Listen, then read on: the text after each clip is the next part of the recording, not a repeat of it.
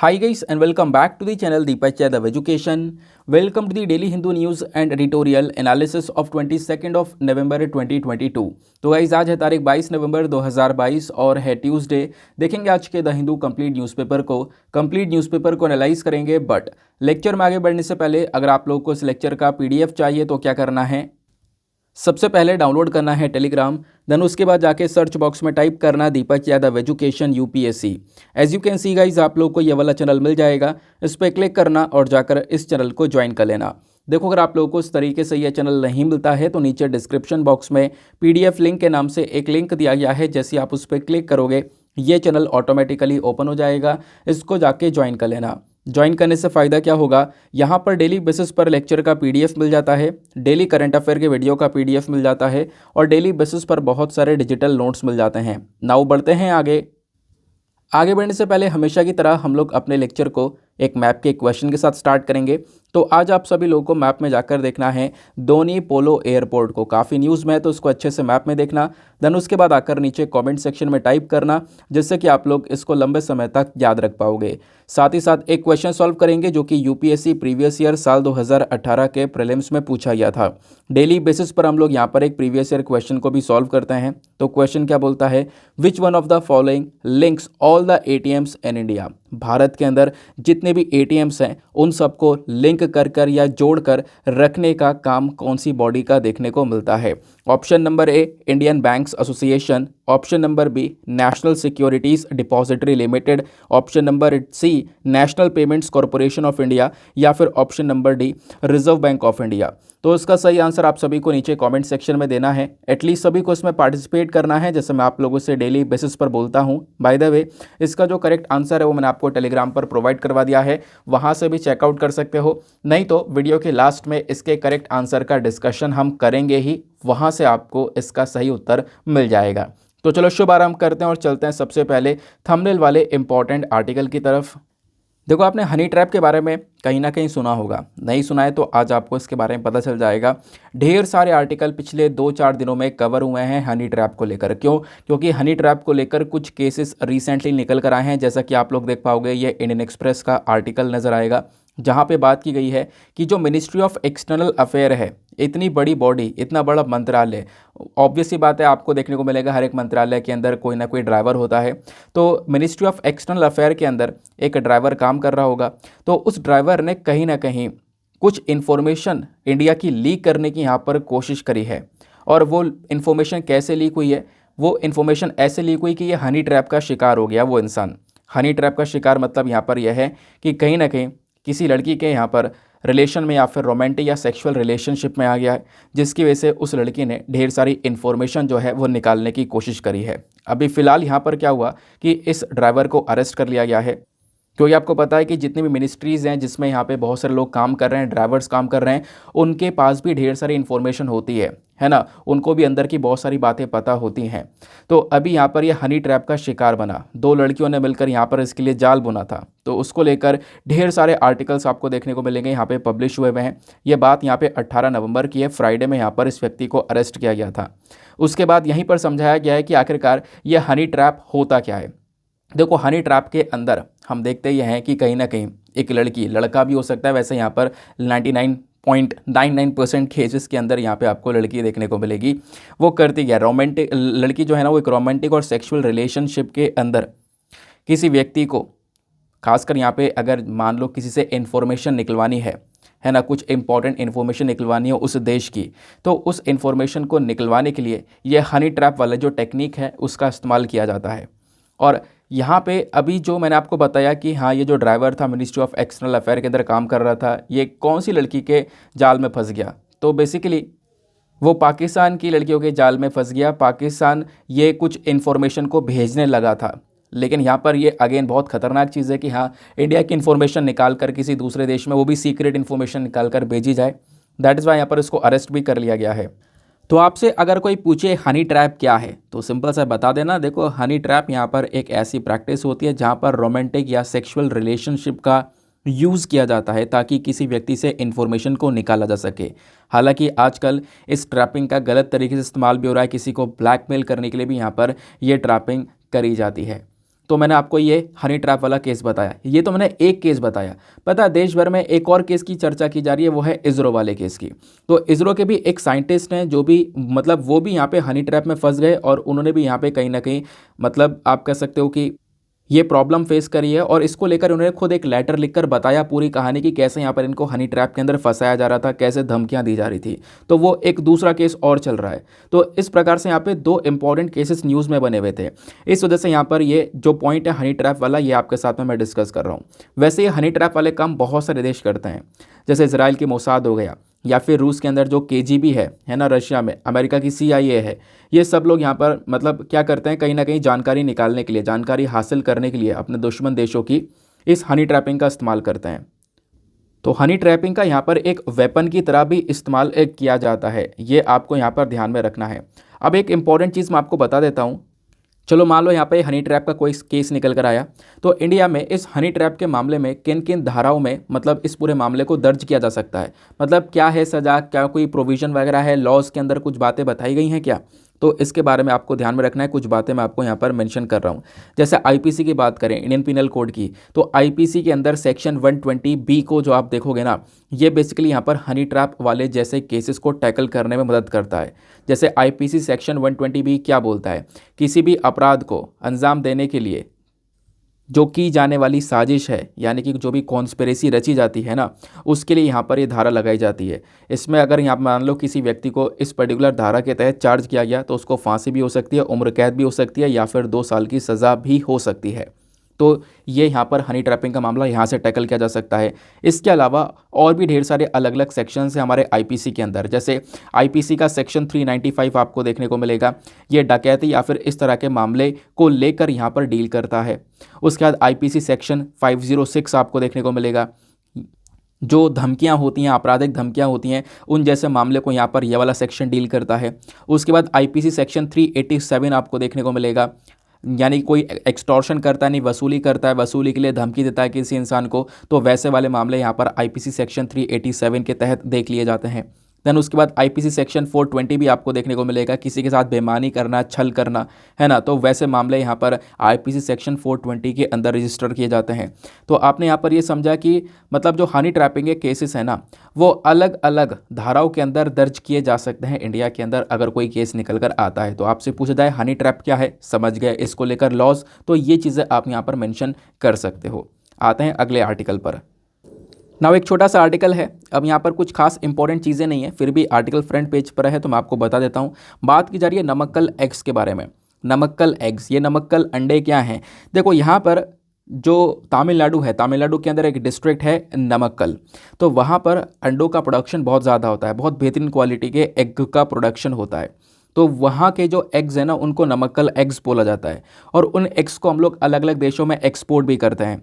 तो जैसे यहाँ पर कतर के अंदर बहुत लंबे समय से इन अंडों को एक्सपोर्ट किया जा रहा है, लेकिन अब की बार ये जो एक्सपोर्ट है वो थोड़ा सा बढ़ता हुआ नजर आया है। वो बात यहाँ पे बताई गई, क्यों, क्योंकि कतर के अंदर आपको पता है कि अभी जो फुटबॉल वर्ल्ड कप है वो स्टार्ट हो चुका है ना। तो हम लोग यहाँ पर देख पा रहे हैं कि जो नंबर ऑफ एग्स का एक्सपोर्ट है नमक्कल डिस्ट्रिक्ट से कतर के अंदर, वो बढ़ चुका है। पहले ही एक्सपोर्ट 1.5 करोड़ का हुआ करता था, बट अब ये 2.5 करोड़ तक का डेली का एक्सपोर्ट पहुँच चुका है, ऐसी बात यहाँ पर मेंशन की गई।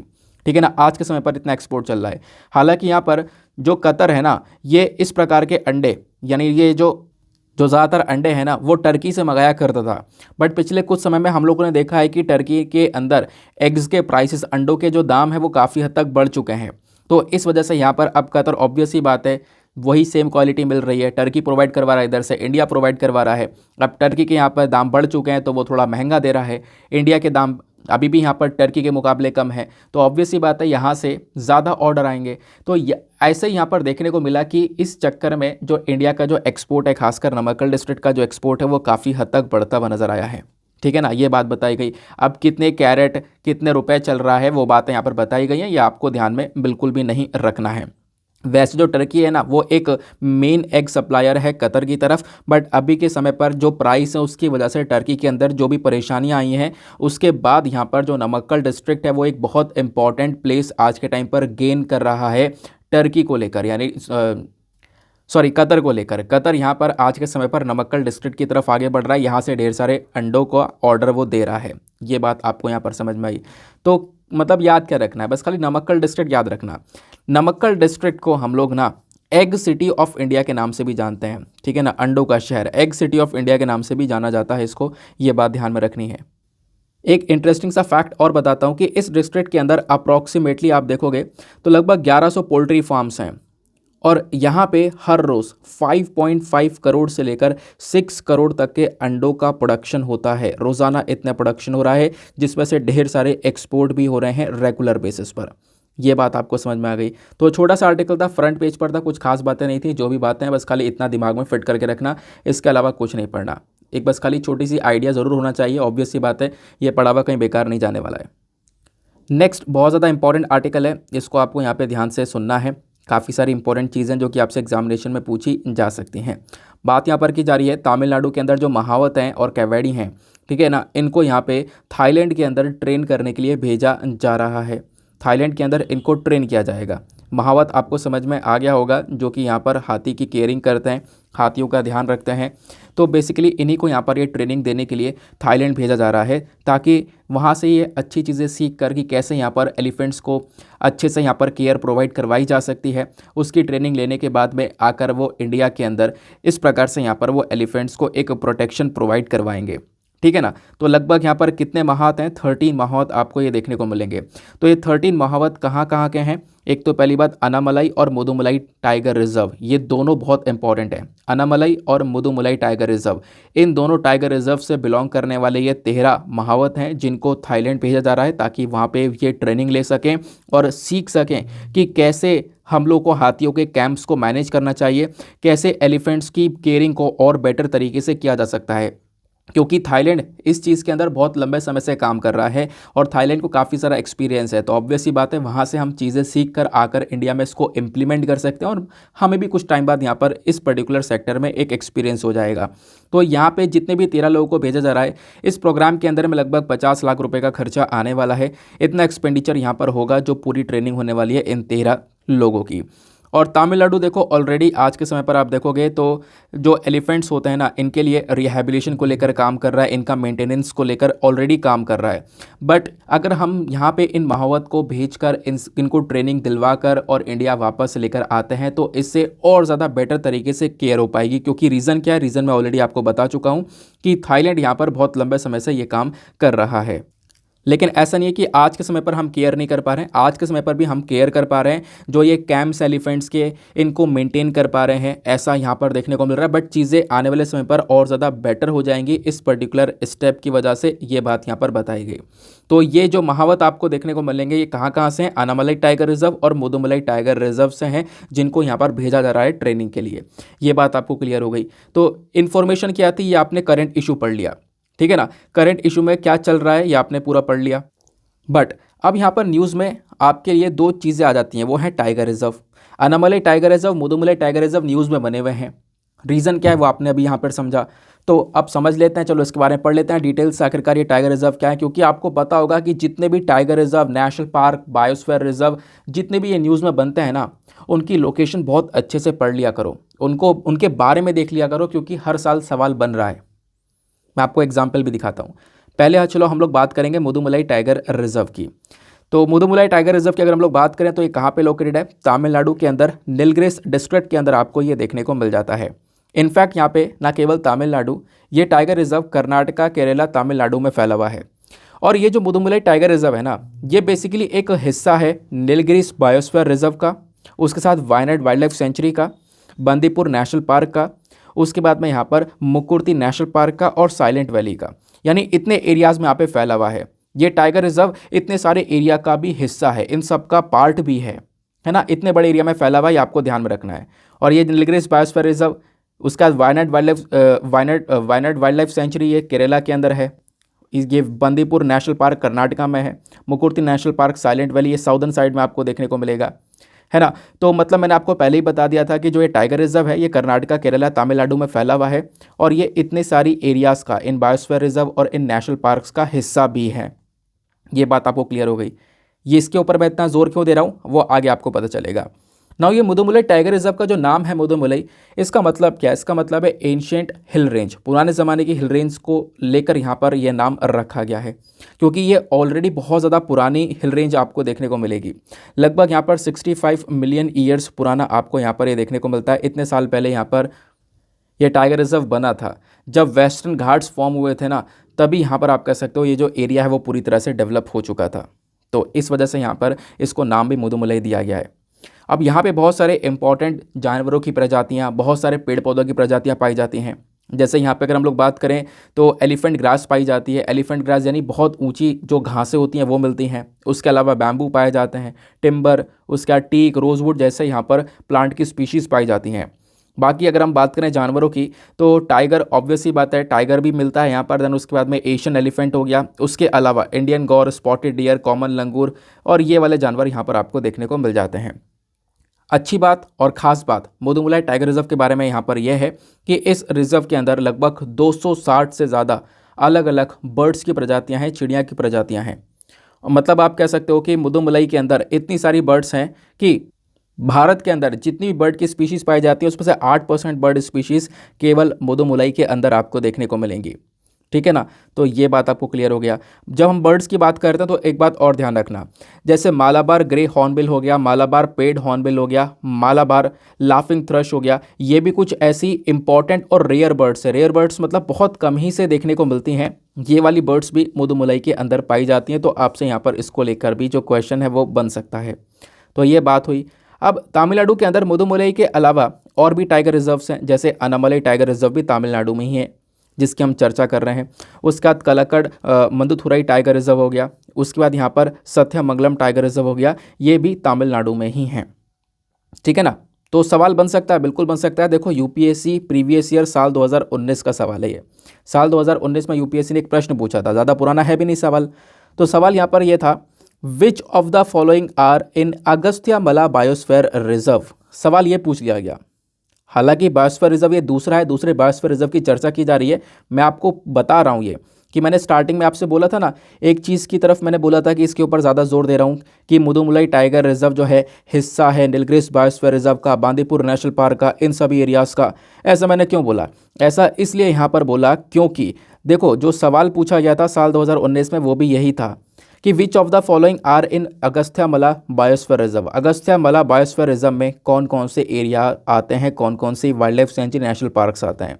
नीचे ऑप्शन यहाँ पर दिए गए हैं। ऑप्शन नंबर ए नेयार, उसके बाद में यहाँ पर पेपर आदन, उसके बाद में यहाँ पर Shendurney wild life sanctuary, Kalakkad, Mundanthurai tiger reserve. कौन कौन से एरिया यहाँ पर अगस्त्यामला बायोस्फीयर रिजर्व में आते हैं। अब मैं यहाँ पर ऑप्शन रीड करूँगा, थोड़ा टाइम लग जाएगा। ऑप्शन आप लोग यहाँ पर देख सकते हो। मैं आपको इसका डायरेक्ट आंसर बता देता हूँ। इसका आंसर आपको ए देखने को मिल जाता है। ठीक है ना, तो इसका करेक्ट आंसर आपको यहाँ पर ये देखने को मिलेगा। ये सभी एरियाज़ जो है ना, ये सब अगस्त्यामला बायोस्फीयर रिजर्व में आते हैं। तो ऐसे आप यहाँ पर जांच पड़ताल कर सकते हो और प्रीवियस ईयर क्वेश्चन को एनालाइज करके अपनी प्रिपरेशन कर सकते हो कि हाँ मुझे क्या पढ़ना है, जो यूपीएससी की डिमांड है, जो पूछता हुआ आ रहा है वही पढ़ रहा हूँ या नहीं पढ़ रहा हूँ। ऐसा आप देखो कि आज के एनालिसिस के अंदर ढेर सारे आपको मैंने क्वेश्चंस करवा रखे हैं, मतलब आज क्वेश्चन करवाऊंगा, मतलब आप देखते रहो वीडियो, आगे पता चलता रहेगा।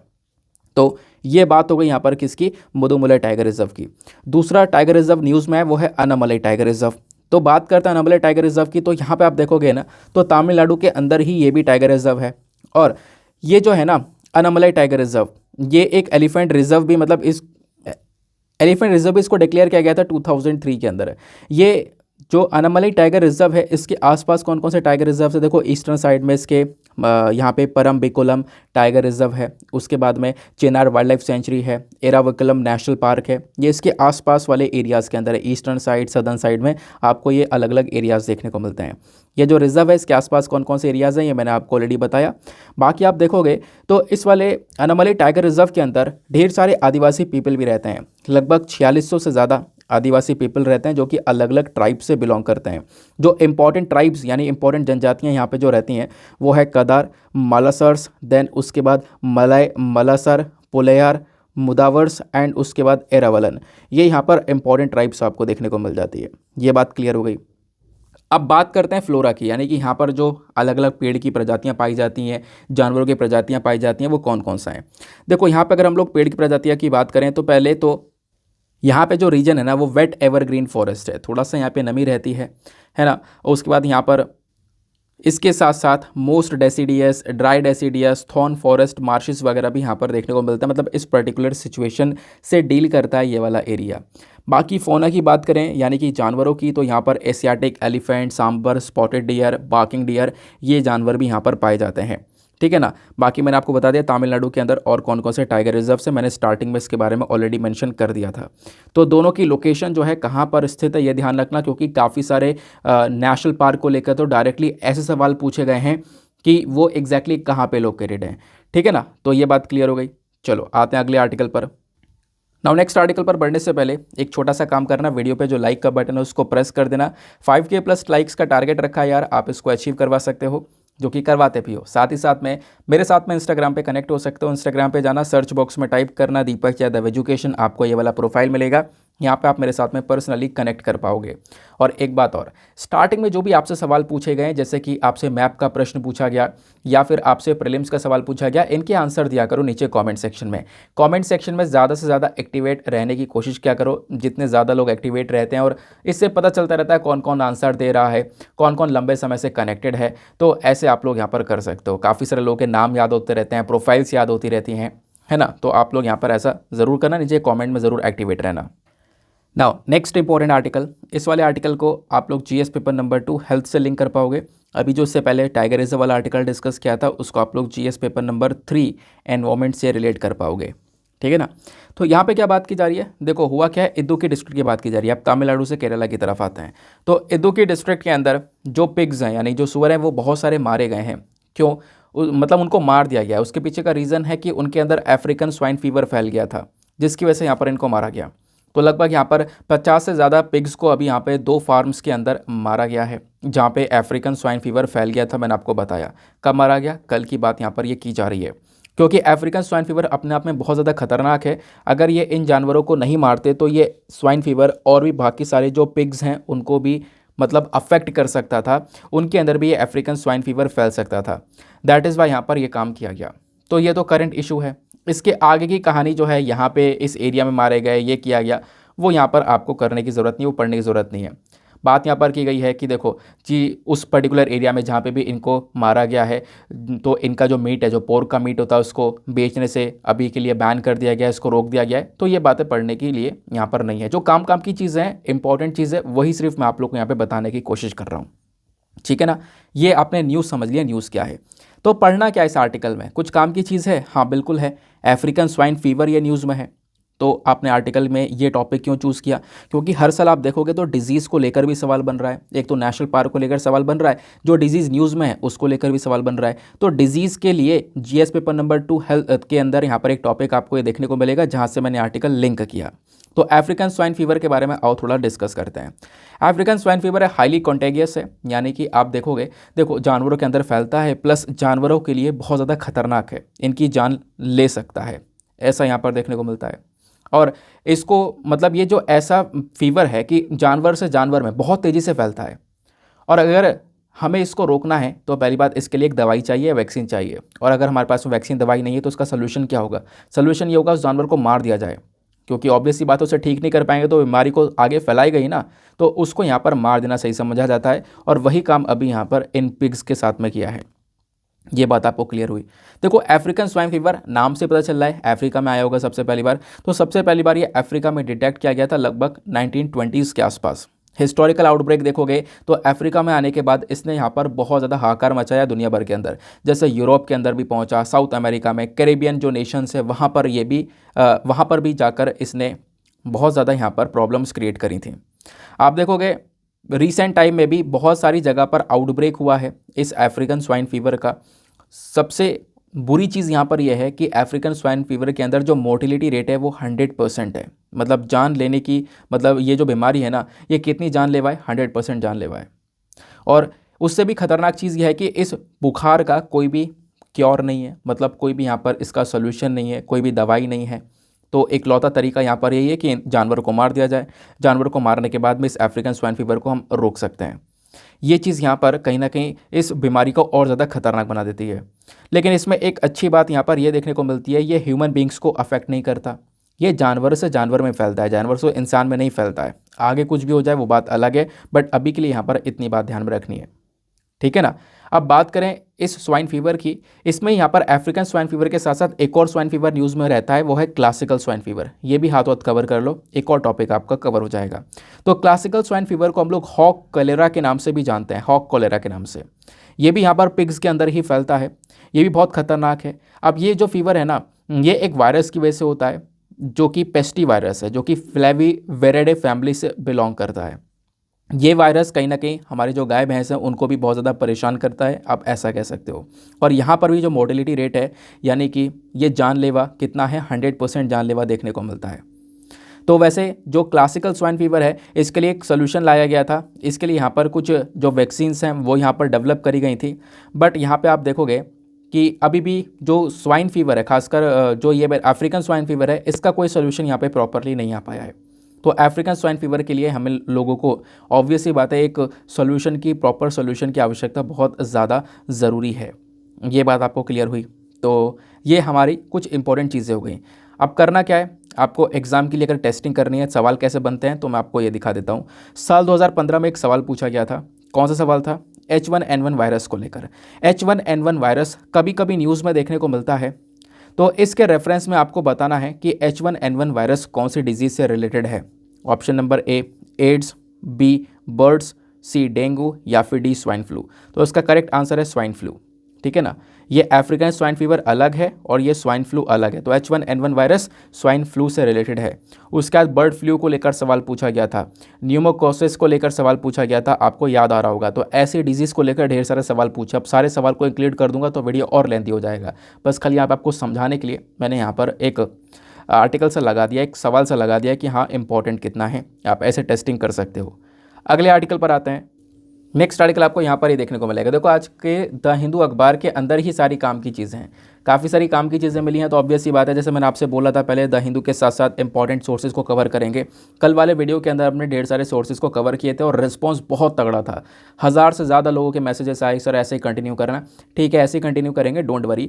तो काफ़ी सारे लोगों का कंसर्न ये भी था, सर द हिंदू कवर नहीं हो पाएगा। देखो ऐसा नहीं है, द हिंदू पूरा कवर हो पाएगा। ऐसा जैसे मैं पहले कर रहा था, द हिंदू पूरा कवरेज है, उसके बाद यहाँ पे बाकी सोर्सेज को इंक्लूड किया गया है। पहले द हिंदू को ही प्रेफरेंस में रखा गया है, ठीक है ना।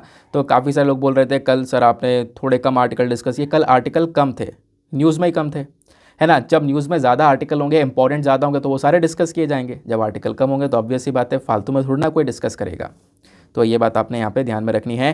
पहले हम द हिंदू को ही प्रेफरेंस में रख रहे हैं, द हिंदू को कवर कर रहे हैं, पूरा एंटायर न्यूज़पेपर कवर कर रहे हैं, काम की चीज़ें निकाल रहे हैं, बैकग्राउंड इन्फॉर्मेशन निकाल रहे हैं। उसके बाद जाके अलग सोर्सेज को इंक्लूड किया जा रहा है, जो कि बीच बीच में मैं मिक्स कर देता हूँ, ठीक है ना। तो बिल्कुल उसके लिए परेशान ना होना, सभी लोगों को यहाँ पर लेकर मैं चल रहा हूँ।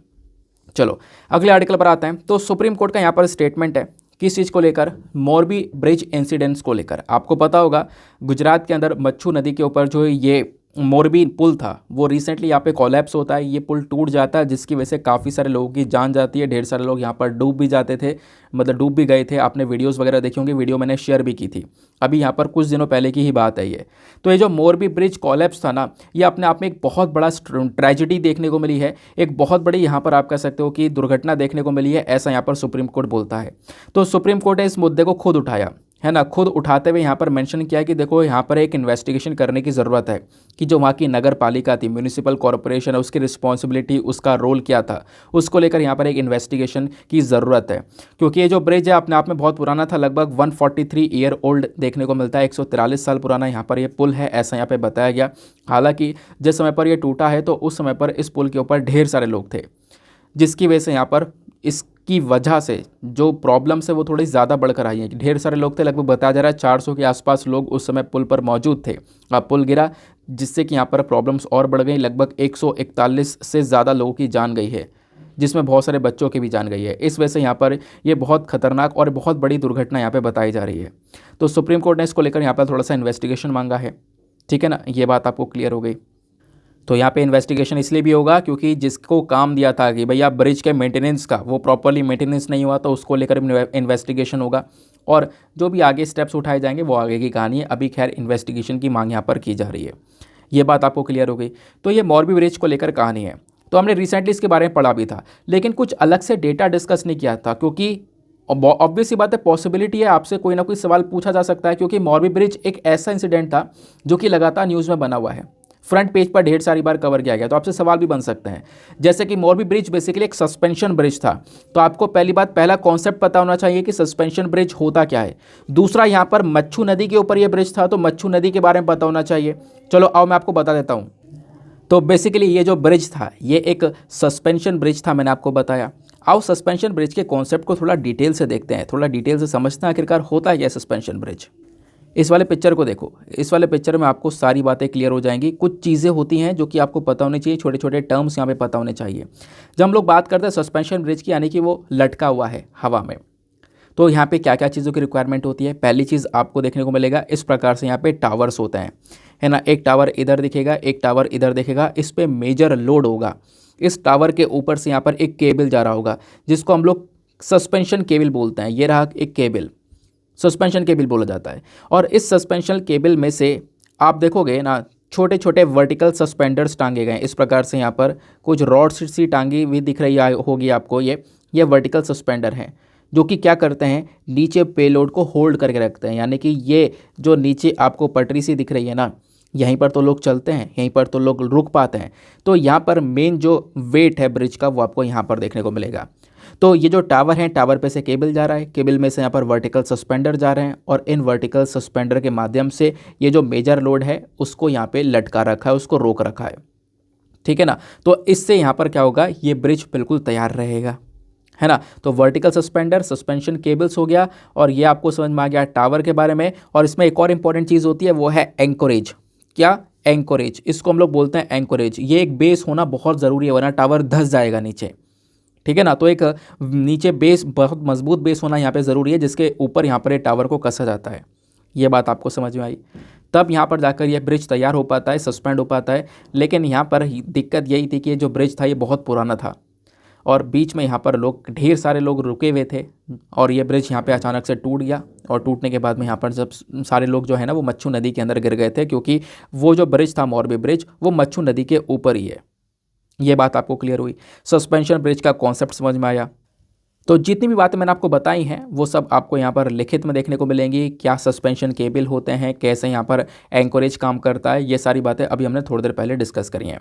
लेकिन जब बात आती है सस्पेंशन ब्रिज की, तो ध्यान रखना, भारत का जो सबसे लंबा सिंगल लेन सस्पेंशन ब्रिज है वो कितने मीटर का है? 725 मीटर का है, ठीक है ना। दोबरा चंती सस्पेंशन ब्रिज के नाम से वो जाना जाता है। ये कौन सी झील के ऊपर बना हुआ है? तो वो है टिहरी लेक, टिहरी लेक के ऊपर ये बना हुआ है। इसका उद्घाटन ज़्यादा समय नहीं हुआ है, मतलब उद्घाटन इसका भी नवंबर 2020 में ही किया गया था। तो इंडिया का एक लॉन्गेस्ट सस्पेंशन ब्रिज ये कहलाता है। ये बात आपको क्लियर हो गई। बात यह है कि सर हम सस्पेंशन ब्रिज बनाते क्यों हैं, क्या ज़रूरत है? नॉर्मल ब्रिज नहीं बना सकते? मजबूत सा ब्रिज बना दे नॉर्मल सा, तो कोई दुर्घटना ही नहीं होगी। देखो, नॉर्मल आप मजबूत सा ब्रिज बना तो सकते हो, ब्रिज बहुत प्रकार के होते हैं, जैसे एक आर्क ब्रिज होता है ना, फिर आपने सस्पेंशन ब्रिज देखा है, ऐसे ढेर सारे अलग अलग प्रकार के ब्रिजेस होते हैं।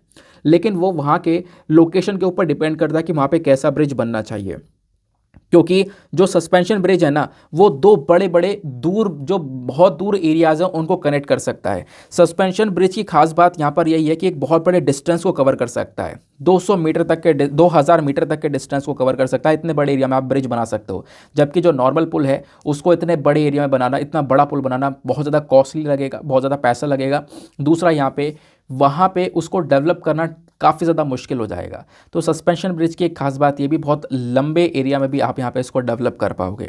इस वजह से यहाँ पर सस्पेंशन ब्रिज की मांग भी काफ़ी ज़्यादा रहती है।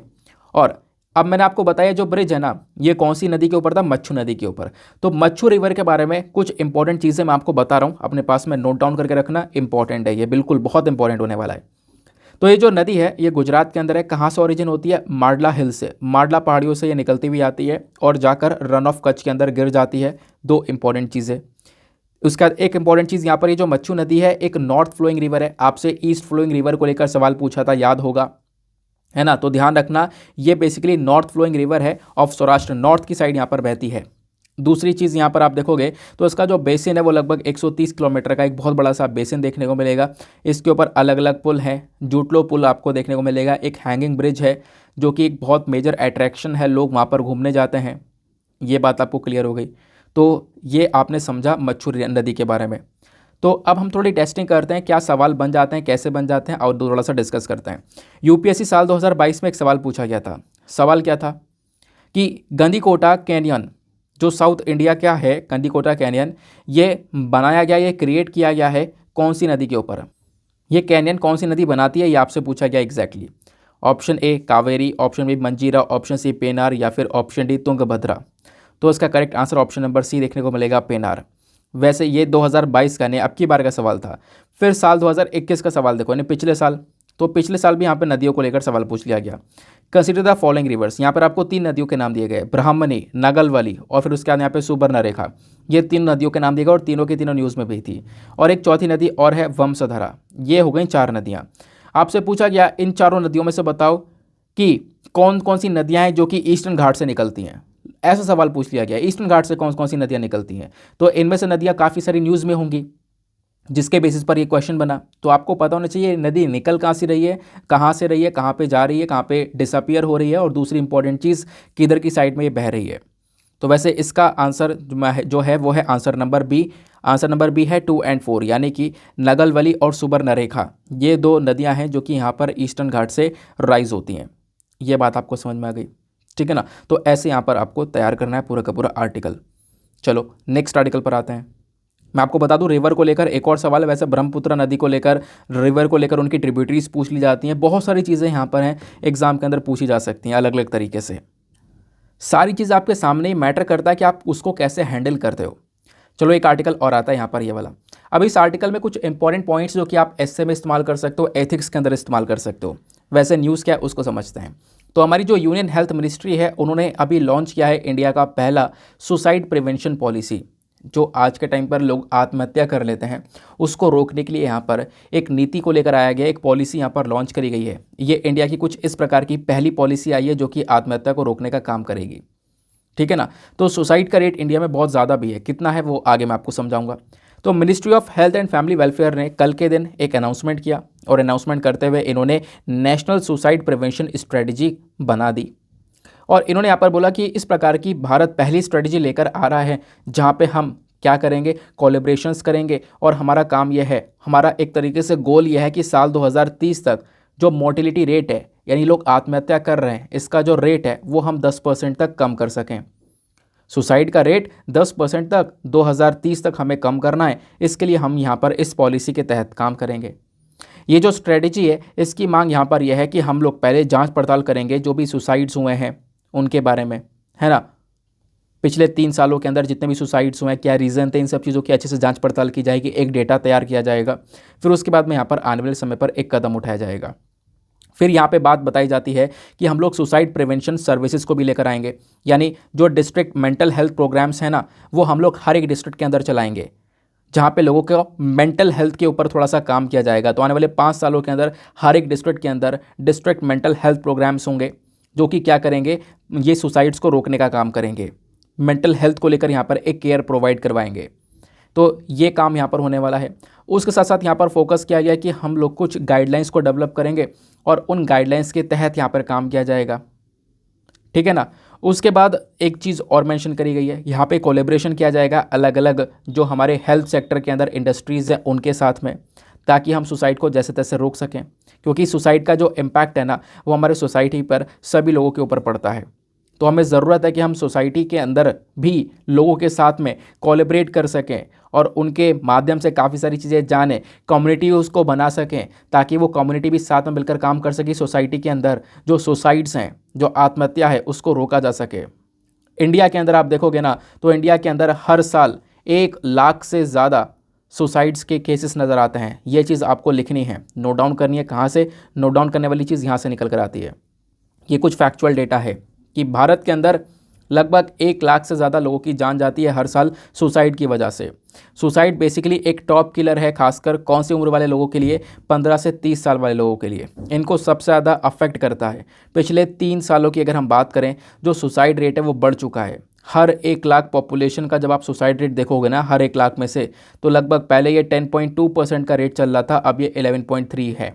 11.3 पर 1 लाख, हर 1 लाख में से 11.3 पर्सन यहाँ पर सुसाइड कर रहे हैं। ये सिचुएशन आज के समय पर आ चुकी है। अब सुसाइड करने के पीछे का रीज़न अलग अलग रीज़न है। फैमिली प्रॉब्लम्स होती हैं बहुत सारे लोगों की, है ना, फैमिली के अंदर बहुत सारी दिक्कतें होती हैं जिसकी वजह से यहाँ पर इंसान हार मान जाता है ज़िंदगी के अंदर। उसके बाद बहुत सारी बीमारियाँ होती हैं जिससे हार मान जाता है इंसान। तो ये इन चक्करों की वजह से यहाँ पर ज़्यादातर सुसाइडल रेट्स थोड़े से बढ़ते हुए नजर आए हैं। ये बात आपको क्लियर हुई। तो ये पूरा का पूरा हमारा एक डिटेल आर्टिकल था किस चीज़ को लेकर, सुसाइड प्रिवेंशन पॉलिसी को लेकर। बट अब यहाँ पर एक और इम्पोर्टेंट चीज़ आपको जाननी है, मैं आपको वो बता रहा हूँ। जब आप लोग एनसीआरबी को देखोगे, नेशनल क्राइम रिकॉर्ड ब्यूरो, आपको पता होगा एक ऑथेंटिक डेटा देता है। एनसीआरबी ऐसी बॉडी है जो कि साल में पूरे साल का डेटा तैयार करती है कि पूरे साल में कहाँ कहाँ पर कितना कितना क्राइम हुआ है, कितना अपराध हुआ है ना, कितने प्रकार के अपराध हुए हैं, वो सारा डेटा यहाँ पर एनसीआरबी तैयार करता है। तो जैसे कि अभी साल 2022 के अंदर जितना भी अपराध हुआ होगा या जितने भी मौत हुई होंगी एक्सीडेंट की वजह से, सुसाइड की वजह से, जो भी साल 2022 का ही डेटा होगा ना, वो अगले साल पब्लिश होगा 2023 में। इसका मतलब जो 2021 का डेटा है वो इस साल पब्लिश हो गया होगा। हाँ, यही बात है, पिछले महीने की बात है। एनसीआरबी ने साल 2021 का सारा डेटा पब्लिश किया था। साल 2021 का डेटा इन्होंने दिया कि साल 2021 में कितने कितने केसेस, कितने कितने क्राइम देखने को मिले हैं। हम उसमें से सुसाइड रेट की बात करने वाले हैं क्योंकि आर्टिकल में केवल सुसाइड की बात की जा रही है।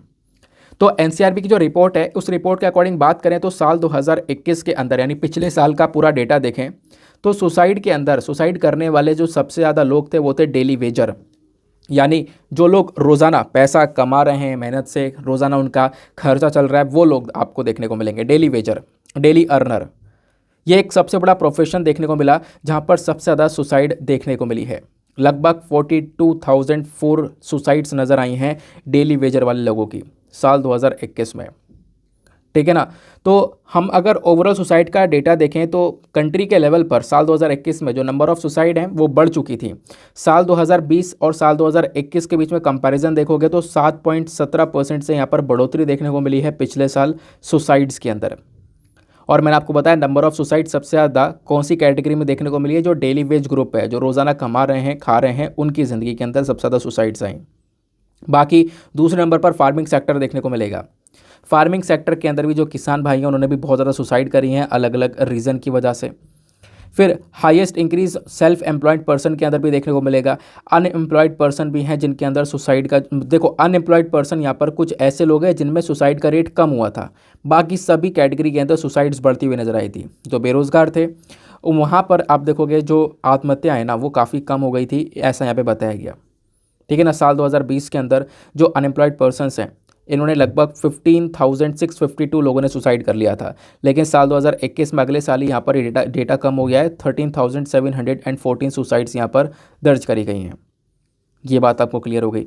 अब सुसाइड्स के पीछे का रीज़न क्या है, तो ढेर सारे अलग अलग रीजंस हो सकते हैं। सबसे पहली चीज़ देखो फैमिली प्रॉब्लम्स। लगभग पिछले साल 33.2% लोगों ने जो सुसाइड किया था वो अपनी फैमिली प्रॉब्लम से गुजरने के बाद किया था, यानी फैमिली प्रॉब्लम से ही आप कह सकते हो कि वो गुजर रहे होंगे, है ना, परिवार के अंदर कोई दिक्कतें होंगी तो उसकी वजह से सुसाइड किया। बाकी 4.8% लोगों ने जो शादी से संबंधित प्रॉब्लम्स थी उसकी वजह से सुसाइड किया और 18.6 लोगों ने बीमारियों की वजह से सुसाइड किया। तो ये यहाँ पर कारण है सुसाइड्स के, ये आपने ध्यान में रखना है। अब बात करेंगे स्टेट की, कौन सा स्टेट यहाँ पर टॉप पर नज़र आता है, तो वह है महाराष्ट्र। महाराष्ट्र हमारे देश को टॉप करता है। महाराष्ट्र नंबर ऑफ़ सुसाइड्स में सबसे नंबर 1 पर है। महाराष्ट्र के बाद में है तमिलनाडु, तमिलनाडु के बाद में है मध्य प्रदेश। महाराष्ट्र के अंदर टोटल कंट्रीब्यूशन आप देखोगे देश भर में जितने भी सुसाइड्स हो उसका 13.5% महाराष्ट्र से निकल कर आता है। अब बात करें, ये तो हमने स्टेट की बात करी, राज्यों की बात करी, अब बात करते हैं यूनियन टेरिटरी की। तो यूनियन टेरिटरी में ऑब्वियसली दिल्ली टॉप पर है। दिल्ली के अंदर हाईएस्ट नंबर ऑफ सुसाइड्स देखने को मिले हैं, लगभग 2840 के आसपास सुसाइड्स हुए थे। पिछले साल की बात यहाँ पर की जा रही है। ये सारा data national crime record bureau ने पब्लिश किया था। आओ थोड़ा एनसीआरबी के बारे में भी डिस्कस कर लेते हैं, क्योंकि एनसीआरबी के बारे में भी सवाल पूछा जा सकता है, इंपॉर्टेंट बॉडीज़ को लेकर सवाल बन जाता है। तो एनसीआरबी का हेडक्वार्टर न्यू दिल्ली में, इसको 1986 में सेटअप किया गया था। मिनिस्ट्री ऑफ होम अफेयर्स के अंडर में एनसीआरबी आता है, ठीक है। कौन सी मिनिस्ट्री के अंदर में आता है? मिनिस्ट्री ऑफ होम अफेयर्स, ये बात ध्यान में रखनी है। इसको बनाया गया था नेशनल पुलिस कमीशन की रिकमेंडेशन के ऊपर, और ये क्या करता है, पूरे साल की रिपोर्ट तैयार करता है कि कौन कौन से क्राइम, कितने कितने क्राइम कितने प्रकार के हुए हैं, ठीक है ना, पिछले साल के कंपैरिजन में क्राइम बढ़े हैं, कम हुए हैं, वो सारी चीज़ें, वो सारी रिपोर्ट एनसीआरबी पब्लिश करता है। एनसीआरबी इन रिपोर्ट के साथ साथ और भी बहुत सारी पब्लिकेशंस को पब्लिश करता है, जैसे कि क्राइम इन इंडिया पब्लिकेशन हो गया, एक्सीडेंटल डेथ और सुसाइड, प्रिजन स्टैटिस्टिक्स हो गया, report on missing women and children in India. तो इस प्रकार के पब्लिकेशंस भी यहाँ पर एनसीआरबी ही लेकर आता है। तो ये ध्यान रखना, चारों के नाम पूछा जा सकता है कि एक्सीडेंटल डेथ सुसाइड कौन लेकर आता है, तो एनसीआरबी लेकर आता है। तो आप सोच रहे होंगे ऐसा भी पूछा जा सकता है? हाँ, पूछा जा सकता है। आप देखोगे तो साल 2018 में एक सवाल पूछा गया था। सवाल क्या था? Rule of law index release किया गया है किसके थ्रू? कौन रिलीज करता है rule of law index? Option number A Amnesty international, international court of justice, the office of UN commissioner for human rights, world justice report. तो इसका answer है आंसर नंबर डी, यानी वर्ल्ड जस्टिस रिपोर्ट। ठीक है ना। फिर उसके बाद में आप देखोगे एक और सवाल पूछा गया, मतलब 2017, फिर 2018, 2016, ऐसे लगातार ये सवाल पूछे गए। 2017 में सवाल क्या पूछा गया था? Which of the following gives global gap, जो global gender gap index, global gender gap index कौन लेकर आता है, ये आपको बताना है। Option number A world economic forum, option number B united nation human right council, option number C united nation women, या फिर option number D world health organisation. तो क्या है correct answer? Option number A इसका सही उत्तर है, world economic forum. ठीक है ना। तो इस पर्पज से भी आपको पढ़कर चलना है। चलो आगे आते हैं उसके बाद अगले आर्टिकल पर। मज़ा आ रहा है ना, चीज़ें आसान लग रही है ना? तो सिलेबस से लिंक करना, प्रीवियस ईयर क्वेश्चन पेपर से लिंक करने का फ़ायदा यही होता है। चलो नेक्स्ट एक और आर्टिकल आपको देखने को मिलेगा यहाँ पर। ये वाला आर्टिकल क्या बोलता है?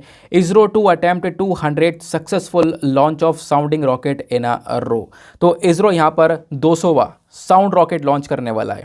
ठीक है ना। तो अभी तक हम लोग काफ़ी सारे साउंड रॉकेट लॉन्च कर चुके हैं, तो अब यहाँ पर 200वां यानी 200th वाला साउंड रॉकेट लॉन्च होने वाला है। कब लॉन्च होगा? तो ये लॉन्च होगा वेडनेसडे में, यानी कल के दिन। इस वजह से आर्टिकल ये न्यूज़ में है। तो इसरो ने तैयार कर लिया है, ये अटेम्प्ट करेगा 200वां साउंड रॉकेट लॉन्च करेगा, जिसका नाम है रोहिणी RH-200। तो रोहिणी RH-200 बेसिकली एक साउंडिंग रॉकेट है। कल इसको लॉन्च करने वाले हैं थुम्बा से।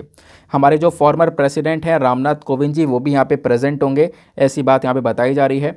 तो देखेंगे RH-200 रॉकेट कैसे लॉन्च होता है। इससे पहले ये 200वां रॉकेट है। इससे पहले 199 वाला भी हम लोगों ने लॉन्च किया था, 199वां हमने अक्टूबर के महीने में लॉन्च किया था।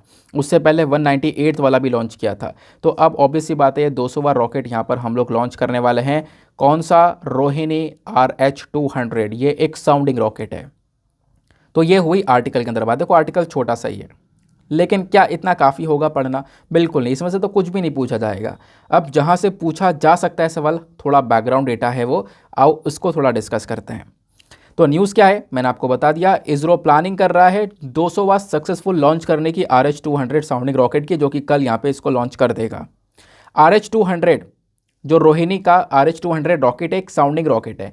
इसने अपना 198 भी यहाँ पर सक्सेसफुल कर लिया था, मतलब एक 198 वाला रॉकेट भी लॉन्च कर लिया था, और अब यहाँ पे 199 वाला भी हमने लॉन्च कर लिया था अक्टूबर में। अब फाइनली हम 200 वाला रॉकेट लॉन्च कर रहे हैं। तो आपका सवाल होगा 200 रॉकेट हम ऑलरेडी, मतलब 199 रॉकेट हम ऑलरेडी लॉन्च कर चुके हैं, कल 200वां रॉकेट लॉन्च करेंगे, ये साउंडिंग रॉकेट। तो साउंडिंग रॉकेट का काम होता क्या है आखिरकार? इतने सारे रॉकेट को हम क्यों लॉन्च कर रहे हैं? देखो साउंडिंग रॉकेट एक ऐसा रॉकेट होता है जहाँ पर इसके अंदर जो प्रोपेलेंट होता है ना, जो खासकर फ्यूल होता है, वो सॉलिड प्रोपेलेंट होता है। 2 स्टेज वाला रॉकेट होता है। इसका काम होता है जो हमारा अपर एटमॉस्फेयर है, ऊपर का जो वातावरण है, उसके ऊपर यहाँ पर उसके ऊपर एक रिसर्च करना, उसके ऊपर एक इन्वेस्टिगेटिंग करना। तो उस इन्वेस्टिगेशन के लिए यहाँ पर इस रॉकेट को हम लॉन्च करते हैं, ताकि हम लोग इन्वेस्टिगेशन क्या, आप स्टडी कह सकते हो, ठीक है ना। इन्वेस्टिगेशन वर्ड सही नहीं है, स्टडी वर्ड सही है। तो जो अपर एटमॉस्फेयर होता है ना, ऊपर का वातावरण होता है, उसकी स्टडी करने के लिए इस रॉकेट को हम बार बार लॉन्च करते हैं। सिंपल बात हो गई, ठीक है ना। इसलिए यहाँ पर रॉकेट लॉन्च किया जाता है। इतिहास अगर आप देखोगे तो Thumba equatorial rocket launching station, जिसको हम लोग TERLS बोलते हैं, इसने यहाँ पर एस्टेब्लिश किया था, मतलब इस बॉडी को यहाँ पर एस्टेब्लिश किया गया था 21 नवंबर 1963 में। तो उसके बाद ही यहाँ पर क्या होता है, यहीं से ढेर सारे रॉकेट्स यहाँ पे लॉन्च किए जाते हैं। हमने अपना पहला साउंडिंग रॉकेट जो है ना, वो लॉन्च किया था थुम्बा से ही 1963 में। फिर उसके बाद में हमने पहले जो अपना पहला साउंडिंग रॉकेट था, वो बेसिकली अमेरिका का था, अमेरिकन नाइक अपाची था। बट धीरे धीरे हम लोगों ने खुद अपना साउंड रॉकेट को बनाया, और उसके बाद में हमने इसको लॉन्च भी किया। इसरो ने खुद यहाँ पर स्टार्ट किया अपना इंडिजीनियसली साउंड रॉकेट को बनाना, और 1965 से काम शुरू हुआ, और इसरो ने अपना पहला खुद का रोहिणी RS-75 वर्जन लॉन्च कर दिया था 1967 में। तो हम लोगों ने पहले तो हम लोगों ने अमेरिका की मदद ली थी, बाकी धीरे धीरे हमने खुद अपना साउंडिंग रॉकेट बनाने के बाद में उसको लॉन्च भी कर दिया। 1975 तक ढेर सारे रॉकेट्स हम लोग यहाँ पर लॉन्च कर रहे थे, ठीक है ना। तो यहाँ पे अब की बार जो रॉकेट लॉन्च किया जा रहा है वो है RH-200। तो यहाँ पे साउंडिंग रॉकेट में अलग अलग कैटेगरीज हैं। अभी हम लोग RH-200 वाले को लॉन्च कर रहे हैं।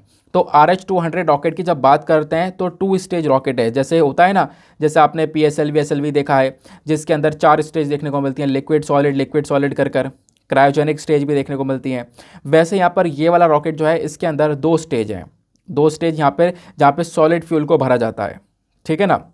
अब होता यहाँ पर यह है कि ये जो रॉकेट है कितनी ऊंचाई तक जाता है, केवल और केवल 70 किलोमीटर तक, 70 किलोमीटर की हाइट तक जाएगा और वहाँ के एटमॉस्फेयर पर एक स्टडी कर हमें इंफॉर्मेशन प्रोवाइड करवाएगा। ये काम होता है इस रॉकेट का, ताकि हम बार बार एटमॉस्फेयर की स्टडी कर सकें।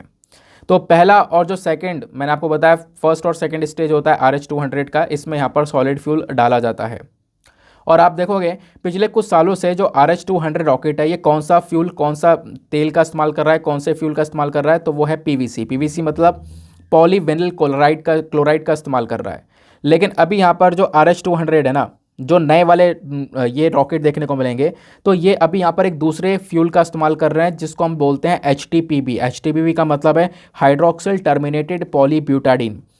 तो आपसे सवाल बने, मतलब ऑप्शन में आपको कुछ चीज़ें दे दिए जाएं, उसमें दे दिया जाए पॉलीविनिल क्लोराइड, हाइड्रोक्सिल टर्मिनेटेड पॉलीब्यूटाडीन, और फिर उसके बाद कुछ और वर्ड्स भी ऐड कर दिए जाएँ, तो आपसे पूछा जाए ये क्या है, ये रिसेंटली न्यूज़ में देखने को मिली हैं, तो ये क्या चीज़ें हैं, तो आपको बता देना यहाँ पर ये बेसिकली यहाँ पे एक प्रोपेलेंट है, ठीक है ना। ये रॉकेट के अंदर फ्यूल है, मतलब ये जो फ्यूल है वो इसके ऊपर बेस्ड होता है, जो प्रोपेलेंट है ना वो इसके ऊपर यहाँ पर बेस्ड होता है, ये आपको यहाँ पर बता देना है, ठीक है ना। तो ये आपको क्लियर हो गया बात।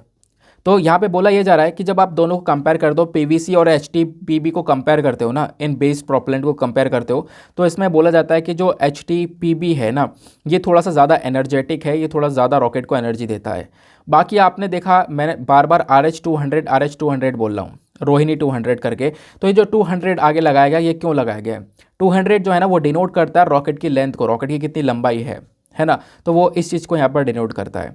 ऐसे यहाँ पे RH-300 वाला भी हमारे पास में, RH-560 वाला भी है, तो यहाँ पर उसकी लेंथ को ये डिनोट करता है। ये बात आपको क्लियर हो गई।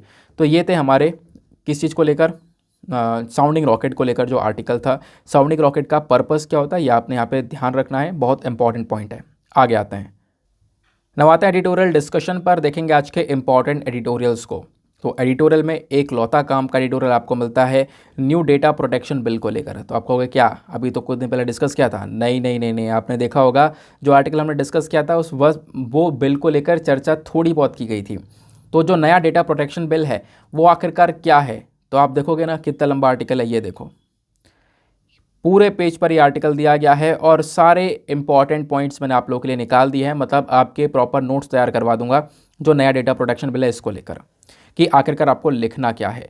तो अभी आपको पता होगा जो पुराना वाला डेटा प्रोटेक्शन बिल है उसको विड्रॉ कर लिया गया, उसकी जगह नया वाला बिल आया है। तो नए बिल के अंदर क्या क्या बातें हैं वो सब डिस्कस करेंगे, कैसे नया वाला बिल पुराने वाले से अलग है वो यहाँ पे हम डिस्कशन करेंगे, ठीक है ना। तो चलो फिर, लेकिन आगे बढ़ने से पहले आपको पता होगा हमेशा एडिटोरियल डिस्कशन से पहले हम लोग लेते हैं एक मेंस का क्वेश्चन।